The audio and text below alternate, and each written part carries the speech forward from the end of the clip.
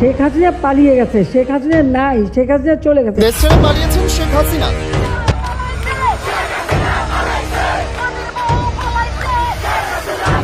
তারপর থেকেই বাংলাদেশে চলছে মাজারের ওপর আক্রমণ। কোথাও পীর আল্লাহর আলীদের মাজার ভেঙে ফেলা হচ্ছে, তো কোথাও জ্বালিয়ে দেওয়া হচ্ছে। এবার এ বিষয়ে মুখ খুলে কড়া বার্তা দিলেন ফুরফুরা শরীফের পীরজাদা নাজিমউদ্দিন হোসাইন।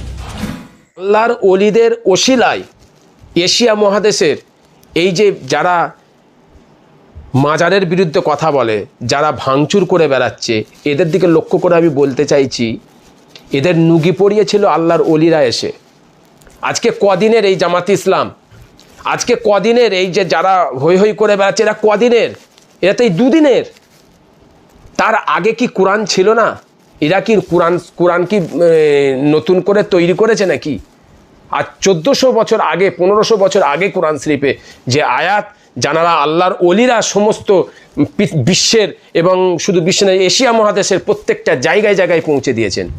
আমাকে খুব দুঃখ লাগে, আজকে আমি দেখলাম যশোরের জমিনে একজন আল্লাহর ওলি, জবরদস্ত আল্লাহর ওলি, আল্লাহর ওলির মাজার, তোরা আল্লাহর ওলির গায়ে হাত দিচ্ছিস, আল্লাহর ওলির মাজারে গায়ে হাত দিচ্ছিস, মাজারে হাত দিচ্ছিস। তাহলে এই কী ধরনের চিন্তা ভাবনা? আজকে আমি ভাবি, আমার নিজের ব্যক্তিগত আমি ভাবছি যে বাংলাদেশে কি স্বাধীন হয়েছে? আজকে যারা আওয়াজ তুলছে নতুন করে আমরা স্বাধীন করেছি, এইটা কি ধরনের স্বাধীন? একে আজকে ভাইয়ে ভাইয়ে অশান্তি করছিস।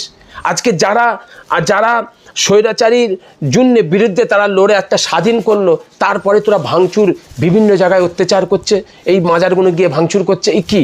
এটা আমরা বরদাস্ত করতে পারবে না। এইটা আল্লাহর ওলিদের সামনে, যারা আল্লাহর ওলিদের বিরুদ্ধে যারা লড়ে, আমার স্বয়ং আমার আল্লাহ বলছে তোমরা আমার সঙ্গে যুদ্ধ করার জন্য রেডি হয়ে যাও।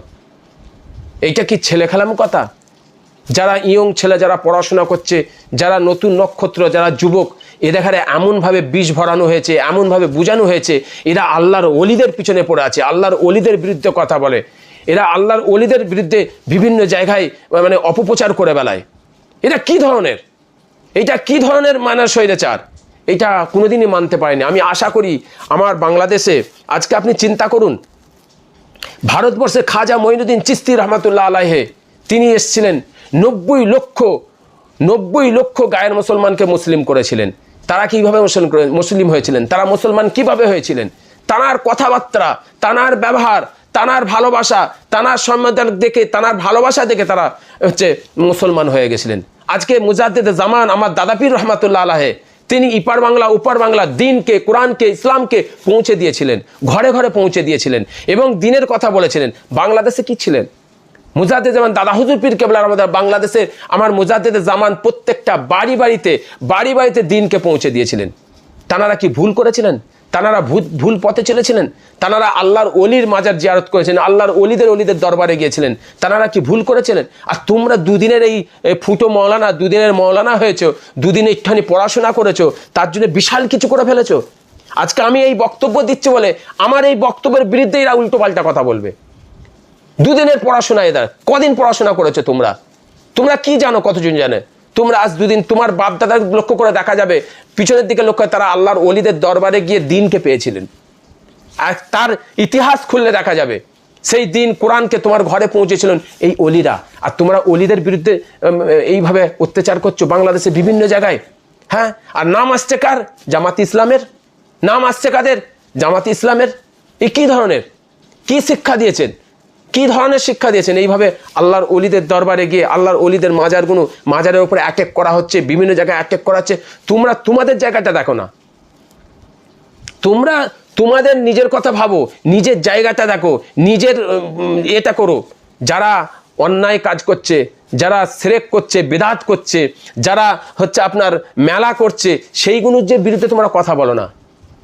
তোমরা যে আল্লাহর ওলির দরবারে হাত দিচ্ছে, এটা খবরদার, এই কাজটা করবে না। আমি ফুরফুরা পীরজাদা হিসাবে আমি আপনাদের সাবধান করছি, এই কাজটা করবে না। আল্লাহর ওলিদের সাথে তোমরা গুস্তাখি করবে না। আল্লাহর ওলিদের সাথে যদি গুস্তাখি করো, স্বয়ং আল্লাহর সঙ্গে যুদ্ধ করার জন্য তুমি প্রস্তুত হয়ে যাও। আর আল্লাহর ওলিদের দরবারে যেখানে হাত দিয়েছে তারা ধ্বংস হয়ে গেছে। আমি বলছি আপনারা ধ্বংস হয়ে যাবেন যদি এই ধরনের বাড়াবাড়ি করেন, যদি ওলিদের মাজারে হাত দেন, মাজারে যদি ওলিদের সঙ্গে যদি গুস্তাখি করেন, আমি বলছি, চ্যালেঞ্জ করছি, ধ্বংস হয়ে যাবেন। আল্লাহ তোমাদের ধ্বংস করে দেবে। বেশি বার ভালো নয়। নিজের জায়গায় ঠিক থাকেন। আল্লাহ যেন আমাদের সকলকে হেফাজত করে, আল্লাহ যেন আমাদের সকলকে সিরাতুল মুস্তাকিমের পথে চলার তৌফিক দেন।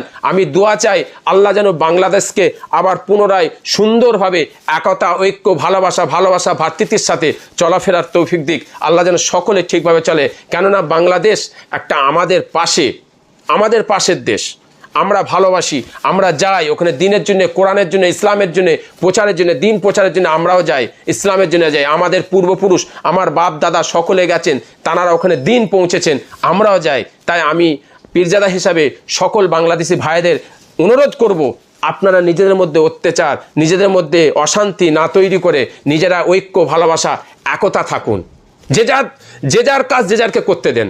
আপনি যাকে ফলো করেন আপনি তার মতন চলেন, আর একজন যাকে ফলো করে তাকে তার মতন চলতে দেন। আপনি আরেকজনকে শিক্ষা জ্ঞান দিতে আসবেন না।